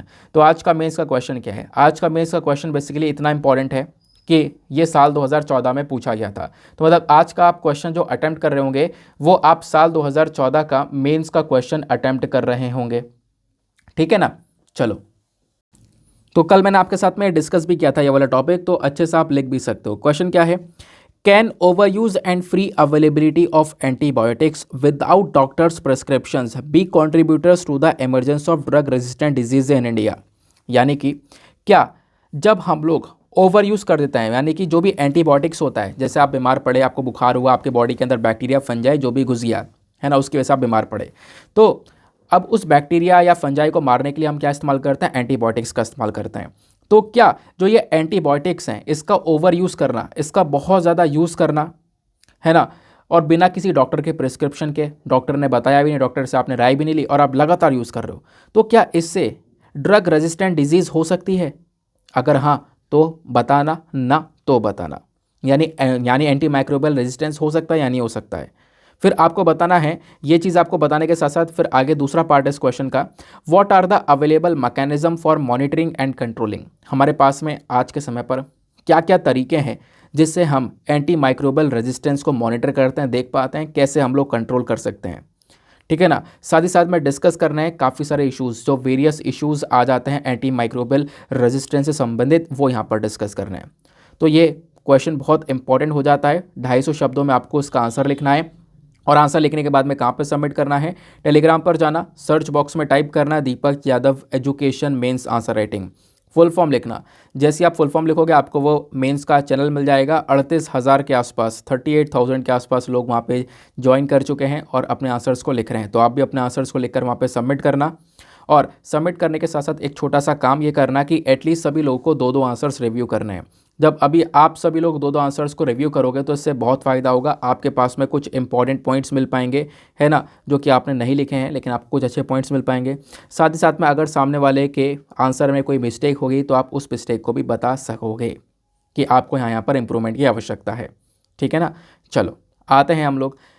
अच्छा, मैंने आपसे कल एक बात ये भी बोली थी कि आपका आज एक टेस्ट होगा, ठीक है ना। वो टेस्ट मैं वीडियो के लास्ट में आपको बताऊंगा। देखो यहाँ पे कुछ क्वेश्चंस मैंने लिए हुए हैं, वो बेसिकली कल के न्यूज़पेपर एनालिसिस के ऊपर बेस्ड हैं, ठीक है ना। तो मैं अभी थोड़ी देर में बताऊंगा, तो उसके आंसर आप नीचे कमेंट सेक्शन में दे सकते हो। फिलहाल हम अपने इस वाले एडिटोरियल को स्टार्ट करते हैं। इस एडिटोरियल को लिखा हुआ है त्रिशी गोयल ने, और इन्होंने मेंशन किया है कि कैसे जो नया डेटा प्रोटेक्शन बिल है वो पुराने वाले डेटा प्रोटेक्शन बिल से अलग है। सारे इंपॉर्टेंट पॉइंट्स, जितने भी एक एक पॉइंट्स चाहे आप लोग चेकआउट कर लेना, वो सब आपको यहाँ पर स्क्रीन पर देखने को मिलेंगे नीचे की साइड में। आपको मैं प्रॉपरली नोट्स बनाकर तैयार करके दे रहा हूँ, इतनी मेहनत भी आपको नहीं करनी है। तो हम लोग बात कर रहे हैं डेटा प्रोटेक्शन बिल 2022 के बारे में। पहले मैं आपको बता दूं, जो डेटा प्रोटेक्शन बिल है, नाम से ही पता चल रहा है, ये आपका जो डेटा है ना, आपकी जो इन्फॉर्मेशन है, खासकर पर्सनल डेटा, आपका एड्रेस वगैरह जो पर्सनल डेटा है, उसको प्रोटेक्शन देने का काम करता है, उसको सिक्योर करने का काम करता है। तो क्या आज से पहले हमारे पास में कुछ डेटा को प्रोटेक्शन देने के लिए कोई भी ऐसे लॉज वगैरह नहीं थे क्या? नहीं थे। हम लोग साल 2019 में पर्सनल डेटा प्रोटेक्शन बिल को लेकर आए थे, साल 2019 में इसको लेकर आया गया था, लेकिन इसको लागू फिर भी नहीं किया गया। और आप देखोगे कुछ महीनों बाद, मतलब इस साल 2019 में इसको लेकर आने के बाद हम लोगों ने क्या किया कि अब की बार लगभग आज से 3 महीने पहले इसको विड्रॉ कर लिया गया, इसको सरकार ने वापस ले लिया, बोला हम इसको वापस ले रहे हैं, ये अच्छा बिल नहीं है। अच्छा बिल क्यों नहीं है? क्योंकि ये बिल सारी चीज़ों को कवर नहीं कर रहा है। इस वजह से हमें एक ऐसा बिल चाहिए जो कि सभी चीज़ों को कवर कर रहा हो, बहुत डिटेल्ड बिल हो, जहाँ पे हर एक डेटा को प्रोटेक्शन मिल रही हो, है ना। तो इसके लिए इसको विड्रॉ कर लिया गया। नाउ फाइनली अब एक यहाँ पर नया ड्राफ्ट बिल आपको देखने को मिल जाता है, जिसका नाम है digital personal data protection bill 2022। ये आपको नया नाम देखने को मिलेगा, नया बिल देखने को मिलेगा। तो सरकार ने जो नया बिल लेकर आई है, इसमें क्या क्या बातें बताई हैं उसको हम थोड़ा सा डिस्कस करने वाले हैं। तो इसमें सबसे पहली चीज़ निकल कर आती है कि जो हमारे पास में 2022 वाला बिल है ना, नया वाला जो बिल आया है, इसके 7 सिद्धांत हैं, 7 मेजर प्रिंसिपल्स हैं। और वो 7 प्रिंसिपल्स क्या क्या हैं? सबसे पहली चीज़, सबसे पहला यहाँ पर प्रिंसिपल ये है कि जो पर्सनल डेटा होगा, पर्सनल डेटा का जो भी इस्तेमाल ऑर्गेनाइजेशन अगर कर रही होगी तो उसको बिल्कुल कानूनी तौर पर इस्तेमाल करना होगा, और वो इस्तेमाल बिल्कुल सही करना होगा। पहली चीज़ तो इस बिल में यही बोली गई है। यानी कि 5-7 सिद्धांत में पहला सिद्धांत ये है कि आप, यानी जो भी ऑर्गेनाइजेशन, जो भी कंपनी पर्सनल डेटा का इस्तेमाल कर रही हो, किसी भी व्यक्ति के डेटा का इस्तेमाल कर रही हो, वो उसको कानूनी तौर पर एक अच्छी तरीके से, एक फेयर पर्पज़ के लिए इस्तेमाल करना है। और वो बात यहाँ पर उस पर्टिकुलर इंडिविजुअल को पता होनी चाहिए कि जिसका आपने डेटा लिया है, कि आप किस प्रकार से उस डेटा का इस्तेमाल करोगे, ठीक है। दूसरा यहाँ पर सिद्धांत है, personal data must only be used for the purpose for which it was collected. यानी कि जो पर्सनल डेटा है ना, जिस पर्पस से किसी कंपनी या जिसने भी कलेक्ट किया है ना, उसी पर्पस के लिए इस्तेमाल होना चाहिए। क्योंकि वो पर्पस आपको ही पता है, आपको बताकर वो डेटा कलेक्शन किया गया, तो आपको पता है कि हाँ यार मेरा डेटा यहाँ पर इस्तेमाल होगा, तो उस कंपनी को वहीं पर इस्तेमाल करना है, किसी दूसरी जगह पर इस्तेमाल नहीं करना है, नहीं तो आपके साथ में धोखाधड़ी हो जाएगी। दूसरी चीज़ यहाँ पर ये हो गई। तीसरा सिद्धांत है डेटा मिनिमाइजेशन। अब डेटा मिनिमाइजेशन क्या होता है? देखो, डेटा मिनिमाइजेशन का मतलब है कि जो डेटा कंट्रोलर है ना, वो क्या करेगा, जो पर्सनल इन्फॉर्मेशन होती है उसको फिर भी थोड़ा सा लिमिट कर कर रखेगा। मतलब आपके पर्सनल इन्फॉर्मेशन का जो कलेक्शन होता है उसको बहुत ज़्यादा लिमिटेड रखा जाएगा, कम रखा जाएगा। मतलब जो काम की चीज़ें होगी सिर्फ उसी को यहाँ पर दिया जाएगा, उसी का इस्तेमाल किया जा सकता है स्पेसिफिक पर्पज़ के लिए। तो ये यहाँ पर तीसरा सिद्धांत देखने को मिलेगा। फोर्थ प्रिंसिपल आपको देखने को मिलेगा, ये बात करता है डेटा एक्यूरेसी के बारे में। जब बात आती है कलेक्शन की, तो आप जो भी डेटा कलेक्ट कर रहे हो, जो भी कंपनी डेटा इकट्ठा कर रही है, वो बिल्कुल एक्यूरेट हो, सही डेटा हो। ऐसा ना हो कि बिल्कुल गलत डेटा आपने उठा लिया है, वो एक्यूरेट डेटा हो। फिर फिफ्थ यहाँ पर आपको देखने को मिलेगा, ये बात करता है कि जो पर्सनल डेटा है, पर्सनल डेटा जो कलेक्ट किया जा रहा है ना, वो यहाँ पर स्टोर नहीं कर सकते। मान लो आपने किसी कंपनी ने किसी का पर्सनल डेटा इकट्ठा कर लिया, तो आप उसको स्टोर करके नहीं रख सकते हो। चलो कुछ टाइम के लिए स्टोर कर लिया, तो वो बेसिकली यहाँ पर एक फिक्स ड्यूरेशन होना चाहिए कि हाँ भाई आप 10 दिन 1 महीने तक स्टोर कर सकते हो। उसके अलावा यहाँ पर आपको ज़्यादा टाइम स्टोर नहीं करना है, उसके बाद आपको वहाँ से डेटा हटा देना है। छठा प्रिंसिपल यहाँ पर यह बोलता है कि एक रीजनेबल सेफगार्ड होना चाहिए, यानी कि एक प्रोटेक्शन यहाँ पर होनी चाहिए। और वो प्रोटेक्शन क्या करेगा, वो जो कानून है वो इंश्योर ये करेगा, कुछ रूल्स एंड रेगुलेशन होनी चाहिए, वो इंश्योर ये करेगा कि जो भी आपका पर्सनल डेटा है ना, उसको बेसिकली यहाँ पर अनऑथोराइज तरीके से कलेक्ट ना किया जाए, गलत तरीके से कलेक्ट ना किया जाए, गलत तरीके से आपके डेटा की प्रोसेसिंग ना हो, गलत तरीके से आपका डेटा यूज़ ना किया जाए। उसके लिए भी हमारे पास में कुछ रूल्स एंड रेगुलेशंस होने चाहिए। फिर सातवां प्रिंसिपल यहाँ पर बोलता है कि जो भी पर्सन है, द पर्सन, एक व्यक्ति जो कि डिसाइड करता है, एक व्यक्ति जो कि डिसाइड करता है पर्पज़ और means of processing of personal data, यानी कि एक व्यक्ति है जो कि यहाँ पर उस पर्सनल डेटा का पर्पस बता रहा है कि हाँ इस पर्सनल डेटा का ये काम है और इस पर्सनल डेटा को हम यहाँ पर यूज़ करेंगे, और फिर वो उस पर्सनल डेटा को वहाँ पर यूज़ करता है, तो वही व्यक्ति यहाँ पर जिम्मेदार होगा उस प्रोसेसिंग के लिए। ये आपको ध्यान में रखना है। जो व्यक्ति यहाँ पर यूज़ कर रहा है वो डेटा है ना, उसने बताया कि हाँ ये पर्पज़ है, उसने बताया कि हाँ भैया यहाँ पर ऐसा इस्तेमाल करो और इस्तेमाल कर रहा है, तो वही यहाँ पर जिम्मेदार होगा उस प्रोसेसिंग का। ये भी आपको यहाँ पर ध्यान में रखना है। क्या होती है प्रोसेसिंग, आगे मैं आपको बताता हूँ। तो ये बेसिकली यहाँ पर इसके 7 सिद्धांत है, उसी के ऊपर ये पूरा का पूरा digital personal data protection bill आधारित है, आप ऐसा कह सकते हो। तो अब digital personal data protection bill के इंपॉर्टेंट फीचर्स क्या हैं, इसको देखते हैं। फीचर्स में एक इंपॉर्टेंट चीज़ है डेटा प्रिंसिपल और डेटा फिड्यूशरी के बारे में चर्चा की गई है। तो ये डेटा प्रिंसिपल और डेटा फिड्यूशरी क्या होती है, समझते हैं इसको। डेटा प्रिंसिपल बात करता है कि मान लो कोई भी इंडिविजुअल, कोई भी यहाँ पर व्यक्ति है ना, जिसका डेटा कलेक्ट किया जा रहा है, कोई भी व्यक्ति, आप हो मैं हूँ, हमारे कोई भी व्यक्ति है जिसका डेटा कलेक्ट हो रहा है, वो कहलाएगा डेटा प्रिंसिपल। ये बात क्लियर हो गई। डेटा फिड्यूशरी कौन है, डेटा फिड्यूशरी बेसिकली एक एंटिटी, एक कंपनी, एक इंडिविजुअल भी हो सकता है, कोई दूसरा व्यक्ति भी हो सकता है, कोई कंपनी भी हो सकती है, कोई फर्म भी हो सकती है, सरकार भी हो सकती है, जो कि यहाँ पे आपसे डेटा कलेक्ट कर रही है, तो वो डेटा फिड्यूशरी हो गया। तो जो कि पर्पस डिसाइड करती है कि आपका डेटा कहाँ पे इस्तेमाल करना है, आपके डेटा की प्रोसेसिंग कैसे करनी है ना, तो ये चीज़ यहाँ पर कहलाता है डेटा फिड्यूशरी। क्लियर हो गया। तो डेटा प्रिंसिपल कौन होता है, आप में जिसका डेटा कलेक्ट किया जा रहा है, और डेटा फिड्यूशरी जो कलेक्ट कर रहा है, जो कंपनीज वगैरह हो गई, फर्म्स हो गई, इंडिविजुअल हो गया, वो सब डेटा फिड्यूशरी के अंदर में आते हैं। प्रोसेसिंग मतलब यहाँ पे जो भी आपको डेटा जहाँ पर भी इस्तेमाल किया जा रहा है, जिस भी पर्पज़ के लिए, वो बेसिकली यहाँ पे प्रोसेसिंग कहलाएगा। बाकी एक चीज़ और यहाँ पर इस बिल के अंदर बताई गई है, एक और फीचर है, वो है सिग्निफिकेंट डेटा फिड्यूशरी। यानी कुछ बड़ी बड़ी कंपनीज होती हैं जो कि बहुत ज़्यादा वॉल्यूम में पर्सनल डेटा को लेकर डील करती हैं, बहुत सारा डेटा को लेकर इनको डील करना होता है। तो उसके लिए सेंट्रल गवर्नमेंट ने बोला है कि हम आगे बताएंगे, और इनके लिए यहाँ पर बोला है कि इनको एक डेटा प्रोटेक्शनर ऑफिसर रखना होगा, डेटा प्रोटेक्शन ऑफिसर रखना होगा, जो कि जहाँ पर ऑब्वियस ही बात है, एक ऐसी कंपनी जहाँ पे बहुत सारा डेटा आ रहा है, तो वहाँ पे एक ऑफिसर होना चाहिए जो कि इस बात का ध्यान रखेगा और डेटा को एक प्रोटेक्शन प्रोवाइड करवाएगा। तो डेटा प्रोटेक्शन ऑफिसर के साथ साथ एक इंडिपेंडेंट डेटा ऑडिटर भी यहाँ पर होना चाहिए। ये बात यहाँ पर इस बिल में बोली गई है। तो ये बात तो बिल के कुछ इंपॉर्टेंट फीचर्स के बारे में हो गई।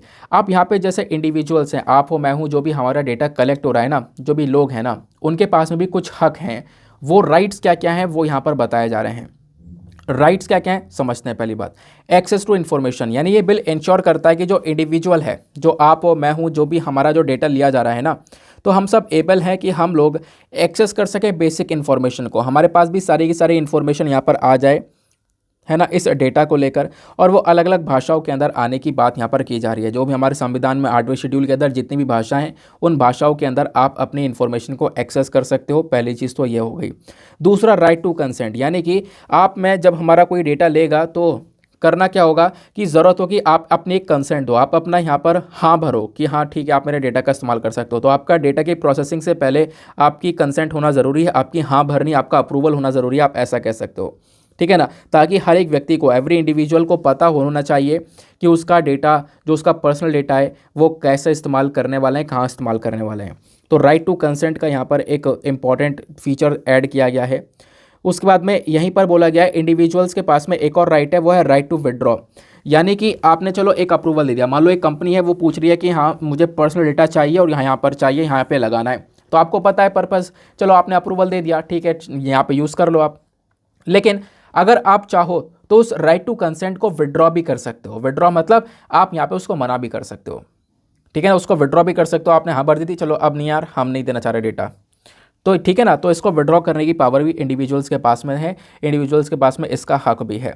दूसरा राइट टू इरेज का यहाँ पर ये राइट आपको देखने को मिलेगा, यानी कि जो डेटा प्रिंसिपल्स हैं आप में, फिर से वो इंडिविजुअल की बात की जा रही है जिसका डेटा इस्तेमाल हो रहा है, इनके पास में अगेन एक और हक आता है, एक और राइट आता है। वो ये है क्या है कि वो डिमांड कर सकते हैं कि उनका डेटा, जो डेटा कंपनी जिस भी कंपनी ने इकट्ठा किया है ना, वो यहाँ पर ख़त्म कर दे, उसको इरेज कर दे, वो इस चीज़ की डिमांड भी कर सकते हैं।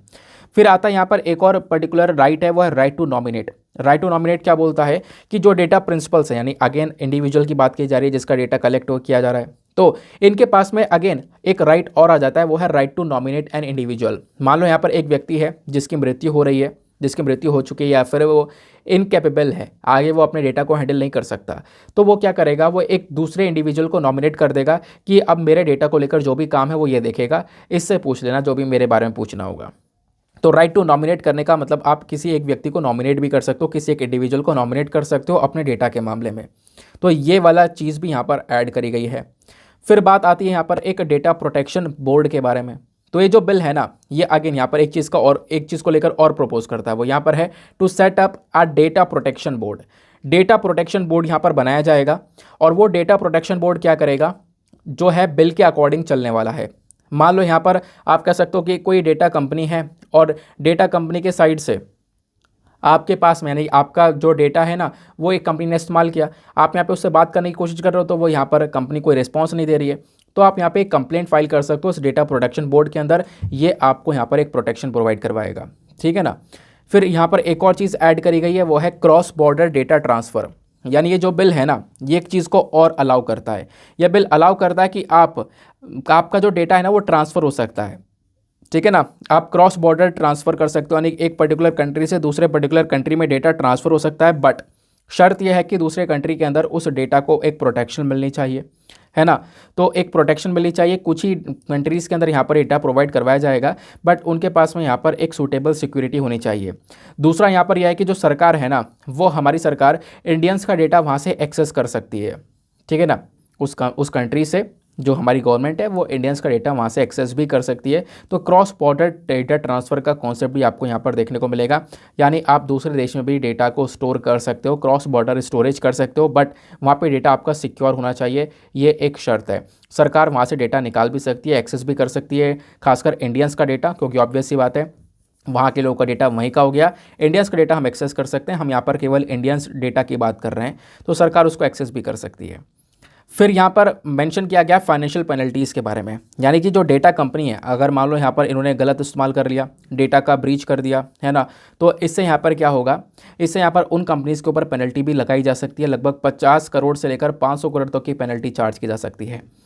अब यहाँ पर डेटा प्रिंसिपल्स के लिए भी कुछ चीज़, यानी आप और मैं, मान लो यहाँ पर हम लोगों ने कोई गलत डॉक्यूमेंट दे दिए, कुछ गलत डेटा यहाँ पर दे दिया, है ना, कोई गलत कंप्लेंट फाइल कर दी, तो इससे यहाँ पर उस व्यक्ति के ऊपर भी फाइन लग सकता है, 10,000 रुपये का फ़ाइन, क्योंकि वहाँ पे उन लोगों का टाइम वेस्ट हो जाएगा, तो 10,000 रुपये का फ़ाइन भी यहाँ पे मारा जा सकता है। तो ये तो पूरा डेटा प्रोटेक्शन बिल होगा। अब इसके अंदर कुछ छूट भी है, मतलब सभी लोगों को कवर किया गया, कंपनी के ऊपर क्या कार्रवाई होगी, लोग क्या करना चाहिए क्या नहीं करना चाहिए, आपके पास में क्या हक हैं, सारी बातें हो गई। अब बट कुछ छूट भी दी गई है, कुछ लोगों को छूट दी गई है, मतलब कुछ लोग ऐसे भी हैं जो कि आपका डेटा कलेक्ट कर सकते हैं, उनको यहाँ पर कोई दिक्कत नहीं है, वहाँ पे आपको कोई भी, मतलब उन लोगों को कोई भी जवाब देने की ज़रूरत नहीं है। तो वो कौन है, वो है सरकारी एजेंसीज़।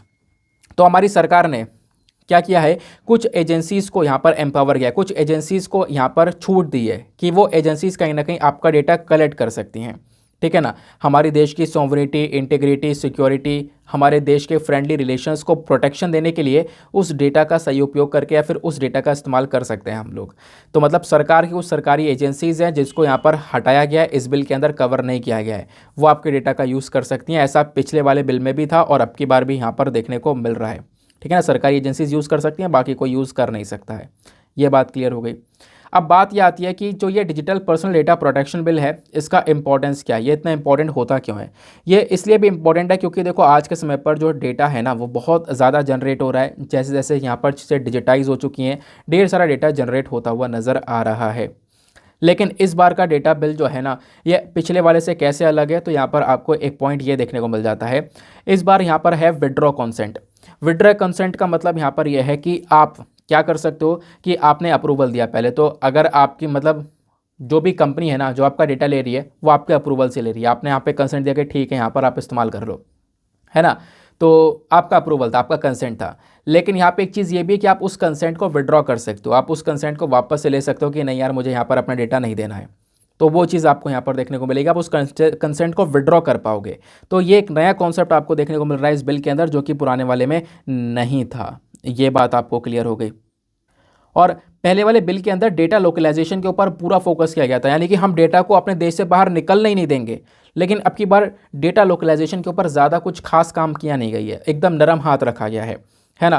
तो मतलब डेटा ट्रांसफ़र भी किया जा सकता है, डेटा ट्रांसफ़र को परमिट कर रखा है, तो इससे जो व्यापार है वो थोड़ा सा बढ़ सकता है, ऐसा अभी यहाँ बोला गया है। तो अब की बार ये एक चेंजेस देखने को मिल जाते हैं, ठीक है ना। अब बात आती है डेटा को प्रोटेक्शन को लेकर, तो देखो इसको लेकर एक केस हुआ था, आपको पता होगा साल 2017 में जस्टिस के S Puttaswamy versus union of India का केस हुआ था, जहां पर डेटा को प्रोटेक्शन देने के बारे में चर्चा की गई थी। जो राइट टू प्राइवेसी है इसको फंडामेंटल राइट बनाया गया था आर्टिकल 21 के अंदर में, ये आपको पता होगा। तो आर्टिकल 21 के अंदर जो कि राइट टू प्राइवेसी आता है। बाकी क्या इंडिया में ही ऐसा डेटा प्रोटेक्शन लॉ? नहीं, ऐसे डेटा प्रोटेक्शन लॉ यूरोप के अंदर देखने को मिलेगा, उनका मॉडल अलग है, और यूएस का मॉडल भी आपको देखने को मिल जाता है। सवाल ये उठता है आर्टिकल काम का है? बिल्कुल काम का है सर। देखो क्यों काम का है, क्योंकि यूपीएससी ने मेंस में, प्रीलिम्स में हर जगह पर सवाल पूछे हैं। अगर मैं प्रीलिम्स का एग्जाम्पल लूँ तो पिछले साल की बात है, साल 2021 की, बहुत हल्का सा सवाल पूछा गया, क्या था? Right to privacy is protected under which article of the constitution of India. Right to privacy हमारे भारतीय संविधान में कौन से आर्टिकल, कौन से अनुच्छेद के अंदर यहाँ पर देखने को मिलेगा? वो है आर्टिकल नंबर 21, अभी आपको थोड़ी देर पहले बताया। फिर उसके बाद में एक और यहाँ पे मतलब एक्सप्लेनेशन आपको ये देखने को मिलेगा, जो हमारा राइट टू प्राइवेसी है इसको एक फंडामेंटल राइट डिक्लेयर किया गया था Puttaswamy versus union of India case के तहत, जो कि 2017 का केस था। उसके बाद ऐसे सवाल फिर से एक बार और पूछ लिया गया। क्वेश्चन नंबर 2 यहाँ पर एक बार 2018 में फिर से पूछ लिया गया था कि जो राइट टू प्राइवेसी है इसको यहाँ पर प्रोटेक्ट किया गया है, एक मतलब आप कह सकते हो कि फंडामेंटल राइट की तरह यहाँ पे एक प्रोटेक्शन दिया गया है, वो कौन से आर्टिकल के अंदर दिया गया है? तो बेसिकली यहाँ पर आपको सी देखने को मिलेगा इसका आंसर, आर्टिकल नंबर 21, ठीक है ना। तो अगेन यहाँ पर केस पुट्टास्वामी केस की चर्चा की गई है, ये मैं ऑलरेडी आपके साथ में डिस्कस कर चुका हूँ। तो ये था ओवरऑल डेटा प्रोटेक्शन बिल। ये जो प्रॉपर नोट्स हैं ये सारे के सारे नोट्स मैं ऑलरेडी आपको टेलीग्राम पर दे चुका हूँ, प्लीज़ वहाँ से डाउनलोड करना पीडीएफ को। पीडीएफ को डाउनलोड करने के साथ साथ एक ऐप को डाउनलोड कर लेना जिसका नाम है एडोब एक्रोबैट। इस ऐप को ज़रूर डाउनलोड कर लेना। इस ऐप में जब आप पीडीएफ को ओपन करोगे तो छोटे छोटे पॉइंट्स मिलेंगे, इनको आप ओपन कर पाओगे, एडिट कर पाओगे, जैसा भी आपका मन होगा उस प्रकार से यूज़ कर पाओगे, ठीक है। तो ये हो गया हमारा डेटा प्रोटेक्शन लॉ। तो ये था आज का ओवरऑल डिस्कशन। अब यहाँ पर एक और छोटा सा आर्टिकल है ये वाला, ये मैं आपके साथ में डिस्कस नहीं करूँगा। यहाँ पे इलेक्टोरल बॉन्ड्स को लेकर चर्चा की गई है। इलेक्टोरल बॉन्ड मैं आपके साथ में ढेर सारी बार डिस्कस कर चुका हूँ, तो यहाँ पे टाइम वेस्ट करना बिल्कुल बेकार रहेगा। अच्छा, आज आप लोग अपनी तरफ से लिख सकते हो इलेक्टोरल बॉन्ड्स के ऊपर। इलेक्टोरल बॉन्ड क्या है इसका यूज़, अच्छा इलेक्टोरल बॉन्ड्स के अंदर क्या क्या इशूज़ हैं ज़रा नीचे कॉमेंट सेक्शन में लिख देना, है ना। इलेक्टोरल बॉन्ड से संबंधित क्या क्या दिक्कतें देखने को मिलती हैं, क्या क्या प्रॉब्लम्स देखने को मिलती हैं, फटाफट नीचे इस कमेंट सेक्शन में लिख दो। जितनी भी प्रॉब्लम लिख पाते हो नीचे कमेंट सेक्शन में लिखना, आपका यहाँ पे वो आर्टिकल भी तैयार हो जाएगा। तो ये था ओवरऑल आर्टिकल, आई होप आपको मज़ा आ चुका होगा।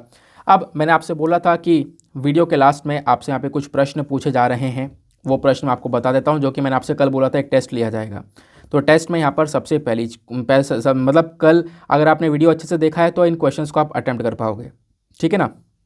तो सबसे पहला क्वेश्चन है, कल मैंने आपके साथ में आपको पता होगा विंड एनर्जी को लेकर एक आर्टिकल डिस्कस किया था। तो क्वेश्चन यही है, कंसीडर द फॉलोइंग स्टेटमेंट्स। यहाँ पर आपको 2 स्टेटमेंट दिए गए हैं, वो जो स्टेटमेंट दिए गए ना वो ग्लोबल ऑफशोर विंड अलायंस, ये जो ग्रुप है, जो संगठन है, इसके रेफरेंस में दिए गए हैं। तो ग्लोबल ऑफशोर विंड अलायंस के बारे में कल मैंने आपको पढ़ाया था। इसके रेफरेंस में 2 स्टेटमेंट दिए गए हैं। पहला स्टेटमेंट, ये जो बॉडी है इसको सेटअप किया गया है इंटरनेशनल रिन्यूएबल एनर्जी एजेंसी और ग्लोबल विंड एनर्जी काउंसिल के थ्रू। दूसरा, इंडिया, यूके, यूएस इसके मेंबर्स हैं।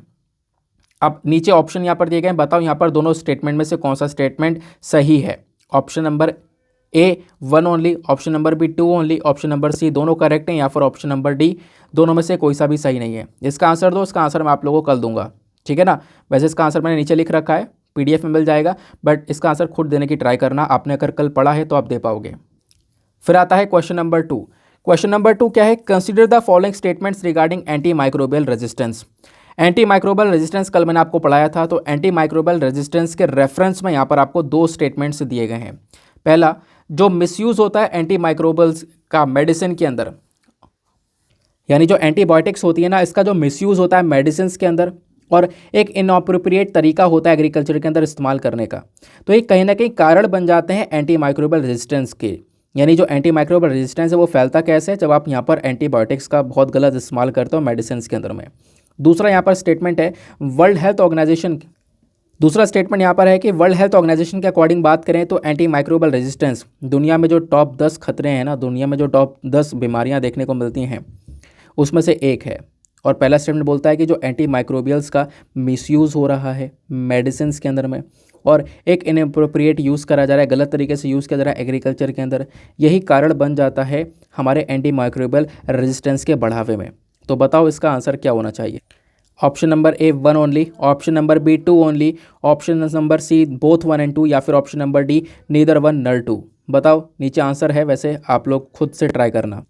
नाउ अगला क्वेश्चन और आखिरी क्वेश्चन बात करता है रेड क्राउन रूफ टर्टल के बारे में। कल इस टर्टल के बारे में आपको पढ़ाया भी था। तो consider the following statements regarding red crown roof turtle. Red crown roof turtle के रिगार्डिंग दो स्टेटमेंट दिए गए हैं। पहला स्टेटमेंट, ये बेसिकली यहाँ पर इंडिया, बांग्लादेश और नेपाल में पाया जाता है। दूसरा, यहाँ पर ये एक सॉल्ट वाटर टर्टल स्पीशी है। सॉल्ट वाटर टर्टल स्पीशी मतलब खारे पानी में पाया जाता है। बताओ कौन सा स्टेटमेंट यहाँ पर सही है, 1 या 2। इसका आंसर वैसे मैंने नीचे दे दिया है, लेकिन आप लोग खुद से यहाँ पे ट्राई करने की कोशिश करना। कल मैंने आपको रेड क्राउन रूफ टर्टल के बारे में पढ़ाया भी था डिटेल से। तो आज के द हिंदू के अंदर ही काफ़ी कुछ इंपॉर्टेंट था, तो आज हम लोग यहाँ पर इसी सेशन को रखते हैं, और द हिंदू को हम लोगों ने यहाँ पर कंप्लीट कर लिया है। अपना मेंस का क्वेश्चन चलो देख लिया है। नाउ अब हम लोग छोटे आर्टिकल्स को वैसे कवर कर चुके हैं, कुछ और आर्टिकल भी थे, बट यहाँ पर यार देखो वीडियो थोड़ा सा लेट हो चुका है।